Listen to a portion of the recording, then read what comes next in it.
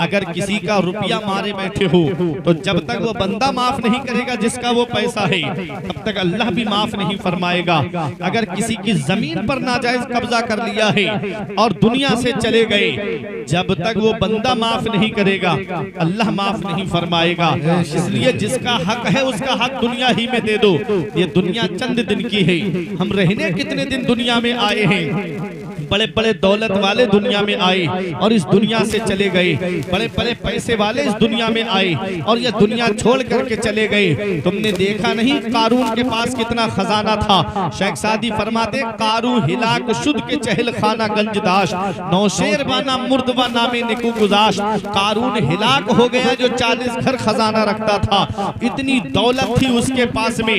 मूसा पैगंबर ने उससे फरमाया कि तू अपने माल की ज़कात निकाल। एक लफ्ज उसने बोला था, अब अल्लाह फकीर हो गया, अब अल्लाह गरीब हो गया, अब अल्लाह हमसे दौलत मांग रहा है। इतना कहना था, अल्लाह रब्बुल इज्जत ने खजाने के साथ जमीन के अंदर धंसा दिया। तुमने शद्दाद का अंजाम नहीं देखा। शद्दाद को भी अल्लाह ने बादशाहत दी और उस जालिम ने दुनिया ही में मसनूई जन्नत बनाई। और जब उसे देखने के लिए निकला तो जब देखने गया, एक पैर घोड़े पर और एक पैर जमीन पर, अल्लाह ने फरिश्ते को हुक्म दिया इसकी रूह निकाल ले। सूखी लकड़ी की तरह जमीन के ऊपर गिरा। साथ जिनके थे यहाँ लश्करों फौजों सिपाह, बेकसाना कब्र के अंदर अकेले चल बसे। एक साथ भी न ठहरे वादा जिनका आ गया, जी के जी में रह गए अरमान सारे चल बसे। पढ़ के तू कुरान को अब जमा कर ले कुछ सवाब, कब्र पर फिर कौन आए फातिहा के वास्ते। काम वो कर ले प्यारे जिसके 22 कब्र में, बागे रिजवा से खुले खिड़की हवा के वास्ते। काम दोज़ख के किए जन्नत का है उम्मीदवार, कसरे जन्नत तो बना है पारसा के वास्ते। कसरे जन्नत तो बना है पारसा के वास्ते। मुत्तकी बनके दुनिया से जाओ, परहेजगार बनके दुनिया से जाओ, अच्छे काम करके दुनिया से जाओ। अरे कब्रिस्तान ऐसे बूढ़ों से भरा पड़ा है जो कहते थे मौलाना फजर से नमाज पढ़ने आएंगे। कब्रिस्तान ऐसे जवानों से भरा पड़ा है जो कहते थे इमाम साहब जुमे से नमाज पढ़ने आएंगे।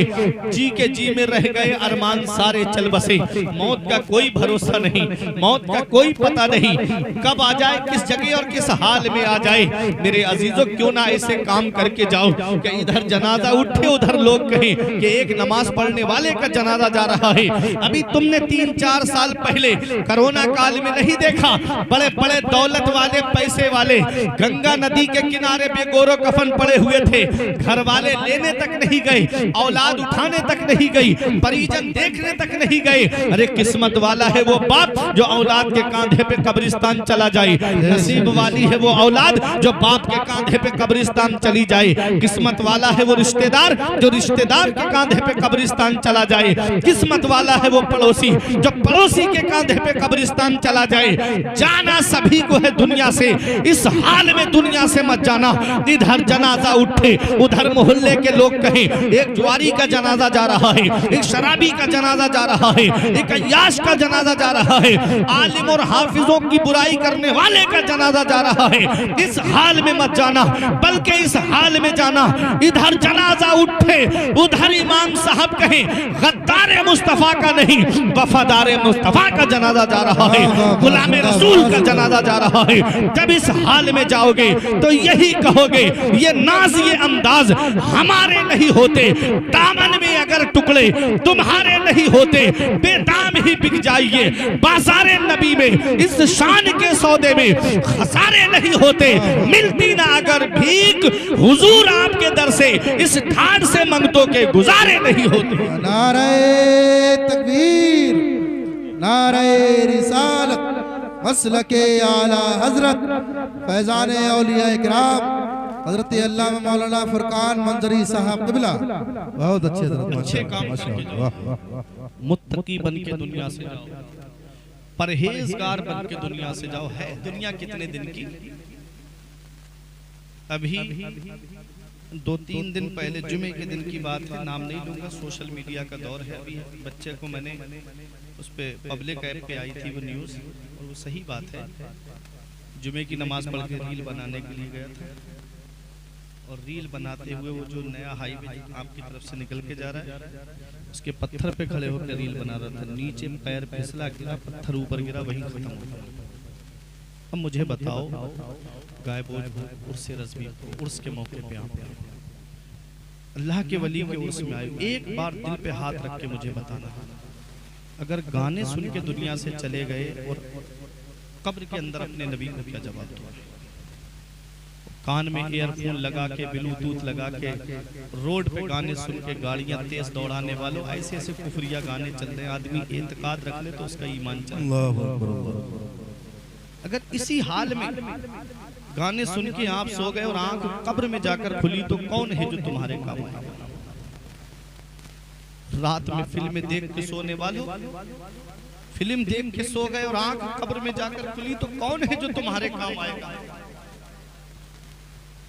मेरा इमाम कहता है, उनको रहम आए तो आए, वरना वो करीब मार है क्या होना है। छुप के लोगों से किए जिसके गुनाह, वो खबरदार है क्या होना है। हाय बिगड़ी तो कहाँ आकर नाव, आयन मझधार है क्या होना है। आज हम अपनी कब्र को भूल गए, कब्र की तारीकी को भूल गए, कब्र की सख्ती को भूल गए, कब्र के दबाने को भूल गए, कब्र के कीड़े मकोड़ों को भूल गए। आज एक चींटी मेरे कान में चली जाए, रात भर नींद नहीं आती मुझको, मैं जागता रहता हूँ। डॉक्टर से कहूंगा मेरी कान की चींटी निकाल दो, मुझे नींद नहीं आ रही है। कब्र के अंदर कैसे कैसे कीड़े मकोड़े, क्या हाल होगा इंसान के जिस्म का? कभी सोचा हमने कब्र के अंदर जाने की कोई तैयारी है हमारी? फजर में वही गिने चुने 4-5 नमाजी, इशा में वही गिने चुने 4-5 नमाजी। एक अल्लाह के वली किसी मस्जिद में नमाज पढ़ने के लिए आए तो उन्होंने देखा अजान हो गई, लेकिन बस्ती का कोई आदमी नमाज पढ़ने नहीं आया, एक आदमी भी नमाज पढ़ने नहीं आया। तो आपने दोबारा से अजान दे दी, और जब दोबारा से अजान दी तो सब मस्जिद के दरवाजे पर खड़े हो गए, इमाम साहब तुम्हारा दिमाग खराब हो गया, तुमने 2 बार अजान क्यों पढ़ दी, 2 बार अजान क्यों पढ़ दी? तब अल्लाह के वली आए, आपने फरमाया कि अल्लाह की इबादत के लिए तो तुम घर से नहीं निकले, लेकिन खुराफात फैलाने के लिए अपने घर से निकल आए। खुराफात फैलाने के लिए घर से निकल आए। ये हाल आज हमारा होता जा रहा है। हम नमाज तो नहीं पढ़ेंगे मस्जिद में जाकर के, लेकिन इमाम की हर हरकतों पे हमारी नजर रहेगी। पता इमाम साहब गाड़ी बहुत तेज चलाते हैं, इमाम साहब ये काम कर रहे हैं, इमाम साहब वो काम कर रहे हैं, लेकिन मस्जिद में जाकर के अल्लाह की इबादत नहीं करते। हदीस पाक में है, मेरे आका हुजूर सल्लल्लाहु अलैहि वसल्लम फरमाते हैं, अल इमामो ज़ामिनुन, इमाम ज़ामिन है। अरे जिसके पीछे हम अपनी नमाजों की जमानत देते हैं, इमाम के पीछे हाथ बांध के खड़े हो जाते हैं, फिर बाहर निकल के मस्जिद से उसी इमाम की हम बुराई करते नजर आते हैं। ये हाल आज हमारे मुआशरे का होता जा रहा है। अल्लाह अकबर। मेरे अजीजों, न संभलोगे तो मिट जाओगे हिंदी मुसलमानों, तुम्हारी दास्तां तक भी ना होगी दास्तानों में। अच्छे काम करके दुनिया से जाओ, परहेजगार बन के दुनिया से जाओ। आज हमारा हाल ऐसा बनता चला जा रहा है कि आज हम अपनों से बुराइयां किए हुए हैं, आज अपनों की हम बुराइयां करते नजर आते हैं और गैरों को हम सीने से लगाते नजर आते हैं। पैगंबर इस्लाम की एक हदीस में आपको सुनाता हूँ, आका ने 1500 साल पहले फरमाया, इज़न नास अज़हरुल इल्मा व ज़य्युल अमल व तहाबु बिल अलसिन व तबागदु बिल कुलूब। आका फरमाते कुछ ऐसे लोग होंगे कि इल्म होगा उनके पास में लेकिन अमल नहीं होगा उनके पास में। आगे मेरे आका फरमाते व तहाबु बिल अलसिन व तबागदु बिल कुलूब, जुबान से मोहब्बत करेंगे और दिलों में बुग़्ज़ भरे हुए होंगे। सिर्फ जुबान से मोहब्बत का दावा करेंगे और दिलों में बुग़्ज़ भरे हुए होंगे, दिलों में नफरतें भरी हुई होंगी। वतकातउ बिल अरहम, और रिश्तेदारियां तोड़ते होंगे, रिश्तेदारियां खत्म करेंगे। ऐसे लोगों के लिए आका फरमाते हैं, ऐसे लोगों पर अल्लाह की लानत है, उसके फरिश्तों की लानत है और उसके रसूल की लानत है। ऐसे लोगों को अल्लाह कयामत के दिन बहिरा करके उठाएगा, अल्लाह कयामत के दिन उनको अंधा करके उठाएगा। अल्लाह अकबर। अब जरा मुझे बताइएगा, आज हमारा हाल ये है, अगर कोई मुसलमान भाई हमारा मकान बनाने लगे, वो पूछेंगे कैसा मकान बन रहा है, तो जुबान से कहेंगे बहुत अच्छा मकान बना रहे हो। थोड़ी दूर बढ़ेंगे, कहेंगे पता नहीं पैसा कहाँ से आ रहा है, पता नहीं इसके पास दौलत कहाँ से आ रही है। पता चला जुबान से तो मोहब्बत है लेकिन दिलों में नफरतें भरी हुई है, दिलों में बुग़्ज़ भरा हुआ है। भाई भाई से जल रहा है, पड़ोसी पड़ोसी से जल रहा है, रिश्तेदार रिश्तेदार से जल रहा है, एक दूसरे का एक नफरत का माहौल बना हुआ है। मेरे अजीजों, हर हकदार को उसका हक दो, दो, भाइयों को उनका हक दो, माँ बाप को उनका हक दो, रिश्तेदारों को उनका हक दो, पड़ोसी को उसका हक दो। अरे पड़ोसी के बारे में तो यहाँ तक आया है कि पड़ोसी अगर गैर मुस्लिम है, मुसलमान नहीं गैर मुस्लिम है, और अगर वो भूखा है तो हमारा इस्लाम कहता है कि उस पड़ोसी के घर में खाना पहुँचाओ, उस पड़ोसी के घर में खाना पहुँचाओ। ये हमारा इस्लाम कहता है। चाहे मुसलमान हो चाहे गैर मुस्लिम हो, लेकिन भूखा नहीं होना चाहिए। पैगंबर इस्लाम ने कैसे हुकूक बताए हैं, आज उन हुकूकों की रियायत हम नहीं करते, आज हम उन हुकूक की पासदारी नहीं करते। मेरे अजीजों, मेरे आका की शरीयत पर अमल करोगे, नबी के बताए रास्ते पे चलोगे, जिंदगी खुशगवार हो जाएगी। आका ने फरमाया हक्कुल मुस्लिमी अलल मुस्लिमी खम्स, मुसलमान के मुसलमान पे 5 हक हैं। कितने हक हैं मुसलमान के मुसलमान पे? 5 हक हैं। आका फरमाते हैं जब वो सलाम करे तो सलाम का जवाब दो। कितनी भी लड़ाई सही तुम्हारी, कितनी भी बुराई सही, अगर मुसलमान भाई सलाम कर रहा है तो उसके सलाम का जवाब दो। आका फरमाते हैं दूसरा हक, जब उसे छींक आए तो छींक का जवाब दो। छींक आए वो कहे अल्हम्दुलिल्लाह, तो सुनने वाला कहे यरहमुकल्लाह।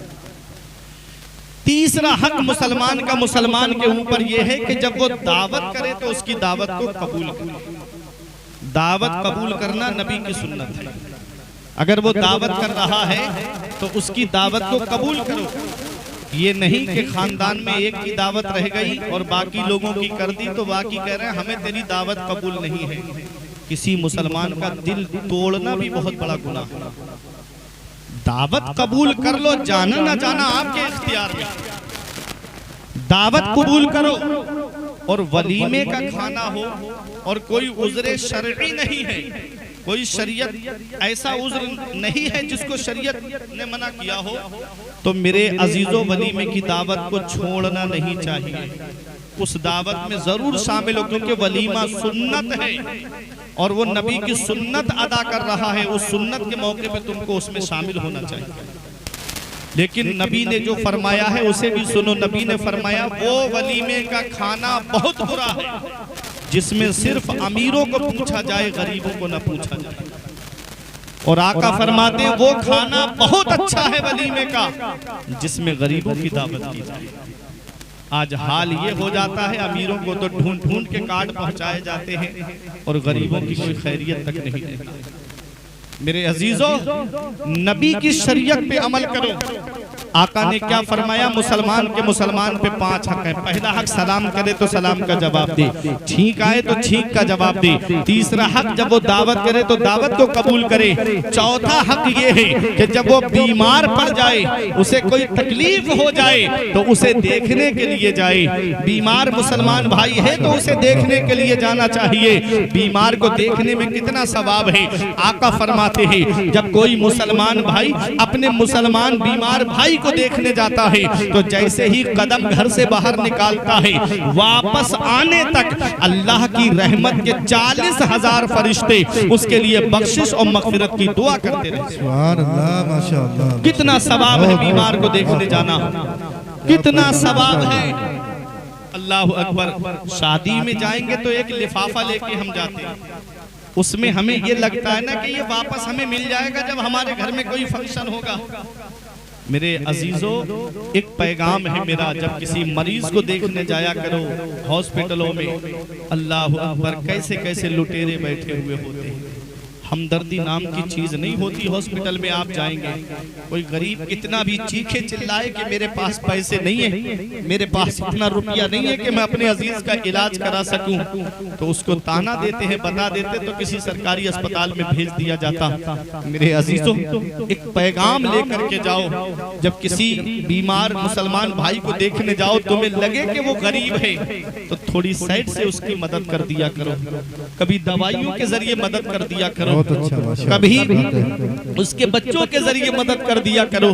मेरे अजीजों, अल्लाह राजी हो जाएगा, उसका रसूल राजी हो जाएगा, और अल्लाह और उसका रसूल राजी हो गया, जब तक दुनिया में रहोगे आराम से रहोगे, मरने के बाद कब्र में आराम से रहोगे।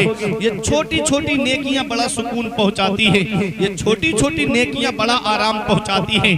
देख लिया करो, कोई मुस्तहिक नजर आए तो रास्ते में उस मुस्तहिक को थोड़ा बहुत भी अगर सदका कर दोगे आप, तो अल्लाह तबारक व तआला तुम्हारी उम्र बढ़ा देगा। मेरे आका फरमाते हैं सदका करने से उम्र बढ़ जाती है, और सदका बलाओं को दूर कर देता है, सदका मुसीबतों को टाल देता है। अल्लाह अकबर। मेरे अजीजों, मेरे आका ने फरमाया कि मुसलमान पे 5 हक हैं, उन्हीं में से एक हक ये है कि जब वो बीमार पड़ जाए तो उसे देखने के लिए जाओ, और 5वां हक आका इरशाद फरमाते हैं कि जब उसका इंतकाल हो जाए तो उसके जनाजे में शामिल हुआ करो।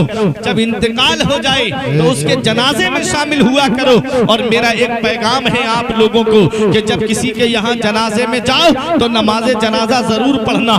क्यों? क्योंकि नमाज जनाजा जब तुम पढ़ोगे तो इसके 2 फायदे हैं। एक फायदा तो ये है कि अगर मैयत गुनाहगार है और नमाज जनाजा पढ़ने वालों में कोई नेक है, परहेजगार है, तो अल्लाह उसके सदक़े में मैयत को बख्श देता है। और अगर मैयत बख्शी हुई है और नमाज जनाजा पढ़ने वाले गुनाहगार है, तो अल्लाह उस मैयत के सदक़े में नमाज जनाजा पढ़ने वालों को बख्श देता है। सुभान अल्लाह। इसलिए जनाजे में जरूर शामिल हुआ करो। बहुत अच्छा पैगाम। आज हम जनाजों में शामिल नहीं होते, दूर रुमाल रख के खड़े हुए नजर आते हैं। 2 वजह से मुसलमान जनाजे में शामिल नहीं होता है। एक वजह तो ये है कि वो इंसान को नमाज जनाजा याद नहीं, और अगर याद नहीं तो क्यों याद नहीं है? दुकान का सारा हिसाब याद है, मार्केट का सारा हिसाब याद है, सुबह से लेकर शाम तक कितने लोग उधार सौदा लेकर गए, कितने नकद लेकर गए, सब पता है। किसने कितने पैसों का सामान लिया, सब पता है। याद नहीं है तो नमाज याद नहीं है, याद नहीं है तो कुरान याद नहीं है, याद नहीं है तो नमाज जनाजा याद नहीं है। और कुरान के लिए तो अल्लाह ने फरमाया है, हमने कुरान को पढ़ने के लिए आसान कर दिया। जितना कुरान आसान है इतनी कोई किताब आसान नहीं। मेरा दावा है, दावा, आप एक पारा पढ़ लीजिए इमाम साहब से सही से, किसी मौलाना की जरूरत नहीं पड़ेगी, पूरा कुरान खुद घर में बैठ के पढ़ लेंगे। सिर्फ एक पारा सही से पढ़ लीजिए। अरे अगर कोई सही से नूरानी कायदा पढ़ लेना तो वो कुरान पाक पढ़ने लगे, लेकिन पढ़े तो कोई। हमारी तो सोचें बदल गई, हमारी तो ज़हनियतें बदल गई। मेरे अजीजों, आदमी ये इस वजह से नमाज जनाजा नहीं पढ़ता कि उसे याद नहीं है, और दूसरी वजह ये हो सकती है कि वो पाक नहीं है। अगर पाक नहीं है तो जनाजे में शामिल क्यों हुआ? नापाक आदमी के बारे में हदीस पाक में आता है, आका इरशाद फरमाते हैं, जिस घर में कुत्ता हो और जिस घर में जानदार की तस्वीर लगी हो, फोटो लगी हो, और आका फरमाते जिस घर में जुनबी हो, नापाक हो, जिस पर गुस्ल वाजिब हो, आका फरमाते उस घर में अल्लाह की रहमत के फरिश्ते नहीं आते हैं। अब मुझे बताओ, आज हम घरों में कमाने वाले तो बहुत हैं, लेकिन रोना रोया जाता है कि कमाने वाले तो 4-5 लोग हैं, लेकिन पैसा इधर आता है उधर चला जाता है। हमारे घर में बरकत नहीं हो रही है, हमारे घर में बरकतें नहीं है, पैसा इधर आया उधर चला गया। तो आज मैं आपको एक पैगाम दे करके जाना चाहता हूँ, बरकत कैसे होगी हमारे घर में। तो सुनो, पैगंबर इस्लाम ने इरशाद फरमाया, मेरे आका हुजूर सल्लल्लाहु ताला अलैहि वसल्लम इरशाद फरमाते हैं, क्या फरमाया मेरे आका ने इरशाद फरमाया, जिस घर में कुत्ता है, जिस घर में जानदार की तस्वीर है, जिस घर में जुनबी है, नापाक है, उस घर में अल्लाह की रहमत के फरिश्ते नहीं आते।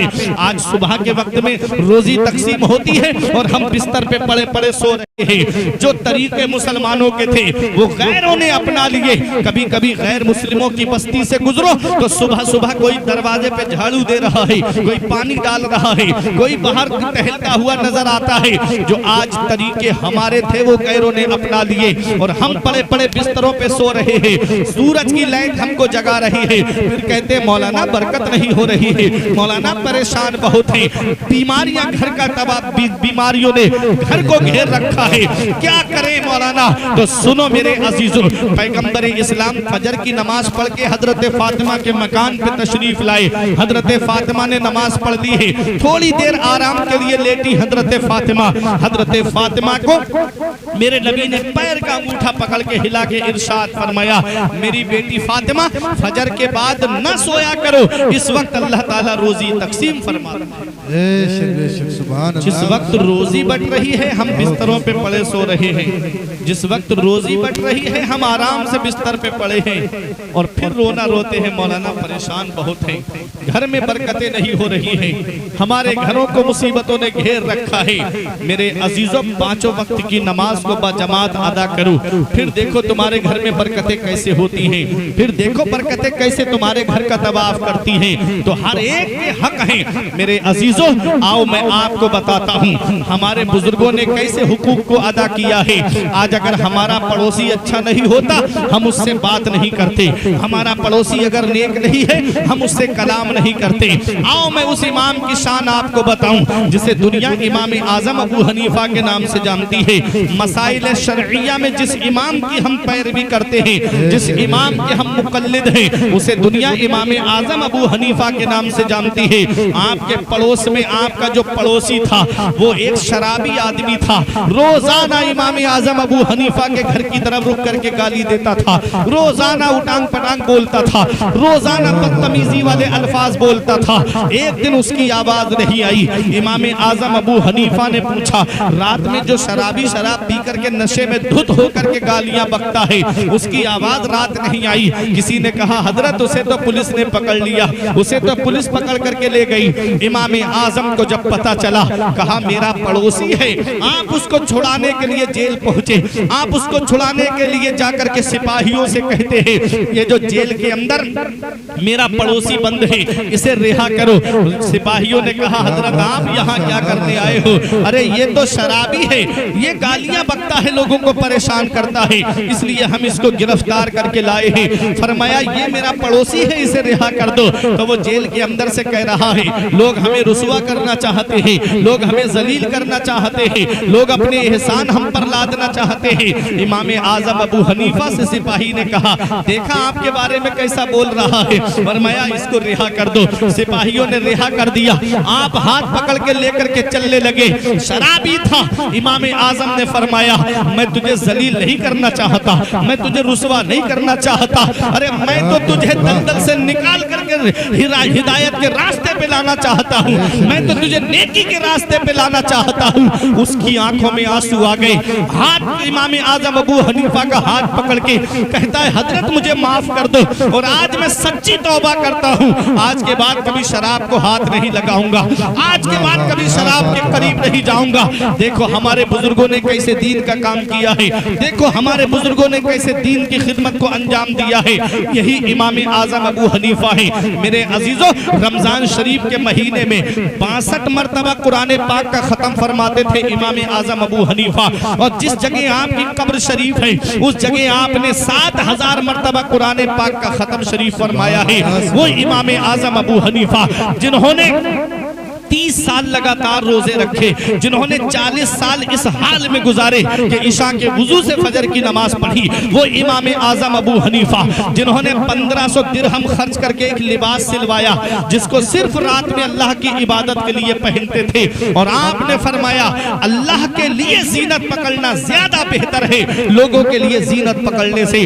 आज हमारा हाल ये हो गया कि हम जब शादी में जाएंगे तो अच्छे कपड़े पहन के जाएंगे, जब किसी के यहाँ वलीमे में जाएंगे तो अच्छे कपड़े पहन के जाएंगे, बर्थडे पार्टी में जाएंगे तो अच्छे कपड़े पहन के जाएंगे, और जब मस्जिद में आएंगे तो पुराने कपड़े पहनकर, मस्जिद में आएंगे तो बोसीदा कपड़े पहनकर, मस्जिद में आएंगे तो फटे पुराने कपड़े पहनकर। अल्लाह कुरान में फरमाता है, या बनी आदम खुजू ज़ीनतकुम इंदा कुल्ले मस्जिद, ऐ औलादे आदम हर नमाज के लिए अच्छे कपड़े पहनो, ऐ औलादे आदम हर मस्जिद के लिए जीनत पकड़ो। हमें अच्छा लिबास पहनना है तो अल्लाह की इबादत के लिए पहनना है, हमें अच्छे कपड़े पहनना है, तो अल्लाह की इबादत के लिए पहनना है। मेरे अजीजों, ये कौन कह रहा है? ये हमारे बुजुर्गों की सीरत पैगाम दे रही है, ये इमाम आजम अबू हनीफा की सीरत पैगाम दे रही है। हमारी जिंदगी देखिए कैसे गुजर रही है और हमारे बुजुर्गों की जिंदगी देखो कैसे गुजर रही है। आज हम बस दौलत दौलत, पैसा पैसा, यही हमारा मशगला बन गया। मुझे पैसा चाहिए, किसी का हक मार के मिले मुझे पैसा चाहिए। मैं मस्जिद में भी जाता हूँ तब भी मुझे बाल बच्चों की फिक्र सताती रहती है। मैं हज करने के लिए भी चला जाऊं तो दौरान तवाफ भी मुझे बाल बच्चे याद रहते हैं। क्या गौसे आजम के पास औलाद रही थी? क्या गरीब नवाज के पास औलाद नहीं थी? अरे गौसे आजम की 49 औलाद थी, 4 बीबियां थी, 49 औलाद सरकार गौसे आजम की।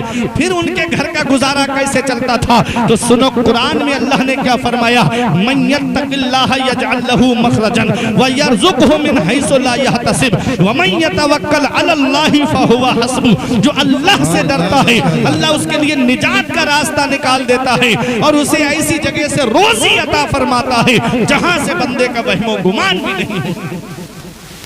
जो अल्लाह पे भरोसा करता है अल्लाह उनके लिए काफी। नारे तकबीर, नारे रिसालत, और से पाके हुजूर दादा मियाँ मसलके आला हजरत, पैगाम इस्लाम, मजहब इस्लाम। वाह वाह वाह, सुभान अल्लाह, माशाअल्लाह। मेरे अजीजों, अल्लाह की इबादत, मुत्तकी बनो, परहेजगार बनो, नेक काम करके दुनिया से जाओ, हर हकदार को उसका हक दो, अहले कराबत को उनका हक दो। अल्लाह के हुकूक के बाद में बंदों के हक में, हुकूक में सबसे पहला जिनका हक है वो माँ बाप। बंदों के हक में सबसे पहला जिसका हक है वो कौन है? माँ बाप। और माँ बाप के हुकूक के ताल्लुक से आया है, एक सहाबी आका की बारगाह में आए और अर्ज किया, या रसूल अल्लाह, मैंने अपनी माजूर माँ को अपनी पीठ पर बिठा के पूरा हज कराया, क्या मैंने अपनी माँ के एहसानों का बदला चुका दिया? आका ने फरमाया, तेरी पैदाइश के वक्त जो तेरी माँ को दर्द उठे थे उन दर्दों में से अभी एक दर्द का भी बदला नहीं चुकाया। पूरी जिंदगी कितने एहसान है माँ बाप के। आज वो बेटा क्या जाने जिसे मोबाइल चलाने से फुर्सत नहीं मिलती, वो बेटा क्या जाने जिसे व्हाट्सएप चलाने से फुर्सत नहीं मिलती। बाप चारपाई पे बैठा है, माँ चारपाई पे बैठी है और बेटा मोबाइल में लगा हुआ है, चैटिंग कर रहा है। बाप से बात करने की तौफीक नहीं होती, माँ से बात करने की तौफीक नहीं होती। एक दिन आएगा गाय बोझ वालों, एक दिन आएगा कि मोबाइल होगा लेकिन बाप नहीं होगा। एक दिन आएगा मोबाइल होगा लेकिन माँ नहीं होगी। दुआ के लिए तलाश करोगे कि कोई सच्चे दिल से दुआ दे दे, कोई सच्चे दिल से दुआ देने वाला नसीब। आज इस मतलबी दौर में जहां हर चीज में आपको मिलावट मिलेगी, तेल में आपको मिलावट मिलेगी, खाने पीने की चीजों में आपको मिलावट मिलेगी, दूध दही घी में आपको मिलावट मिलेगी। इस मिलावटी दौर में अगर बगैर मिलावट के कोई चीज है तो वो माँ बाप की मोहब्बत है, जिसमें कोई मिलावट नहीं होती, जो अपनी औलाद से सच्ची मोहब्बत करता है। आज का नौजवान भाई मेरा कहता है, मेरे बाप ने मेरे लिए किया क्या है? ये मकान मैंने अपनी मेहनत से बनाया, ये कारोबार मैंने अपनी मेहनत से जमा किया, ये पैसा मैंने अपनी मेहनत से जमा किया है। मेरे बाप ने मेरे लिए क्या किया? अल्लाहु अकबर। आओ नबी की हदीस क्या कहती है। मेरे आका की बारगाह में एक सहाबी आए, कहते हैं, या रसूल अल्लाह, मेरे वालिद मुझसे जितने पैसे लेते हैं मुझे वापस नहीं करते, मेरे वालिद जितने पैसे मुझसे लेते हैं मुझे वापस नहीं करते, मुझे लौटाते नहीं है। आका ने उनके वालिद को बुलाया तो बूढ़े सहाबी थे, डंडे का सहारा लेके आका की बारगाह में आए और रास्ते में उन्होंने अरबी में कुछ अशआर कहे, जुबान पे नहीं आए, सिर्फ दिल में थे उनके। और जैसे ही आका की बारगाह में पहुंचे, हजरत जिब्राईल अलैहिस्सलाम ने आका से अर्ज किया, या रसूल अल्लाह, इन्होंने जो अशआर कहे हैं आका पहले उनको सुनिएगा आप। मेरे आका ने इरशाद फरमाया, अभी रास्ते में तुमने जो अशआर कहे हैं वो मुझे सुनाओ। वो अशआर ऐसे दर्द भरे थे कि वो सहाबी कहते या रसूल अल्लाह ये मेरे सिर्फ दिल में थे, अभी जुबान पर नहीं आए। या रसूल अल्लाह मेरे आका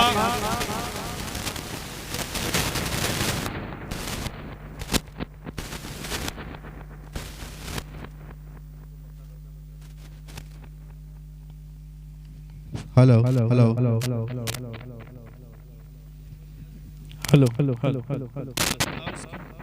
hello hello hello hello hello hello hello hello hello hello इसको चाहे बंद कर दो, अगर चाहे बंद कर दो, एक माइक बंद कर दो, कोई दिक्कत नहीं, हम ऐसे ही बोलते हैं बिना नारे। दुरूद पाक में अल्लाहुम्मा सल्ली अला सय्यिदिना व मौलाना मुहम्मदिन व बारिक वसल्लम सलातो या रसूल अल्लाह सल्लल्लाहु तआला अलैहि वसल्लम। मेरी बातें समझ में आ रही हैं आपकी? आप परेशान तो नहीं हो रहे? ये उर्स की महफिल है। बंदों के हक में सबसे पहला हक माँ बाप का, और माँ बाप के हुकूक क्या है, माँ बाप की शान क्या है, आओ मैं आपको हदीस की रोशनी में सुनाता हूँ। मेरे आका ने बूढ़े सहाबी से फरमाया अभी तुमने रास्ते में जो अशार कहे हैं वो मुझे सुनाओ।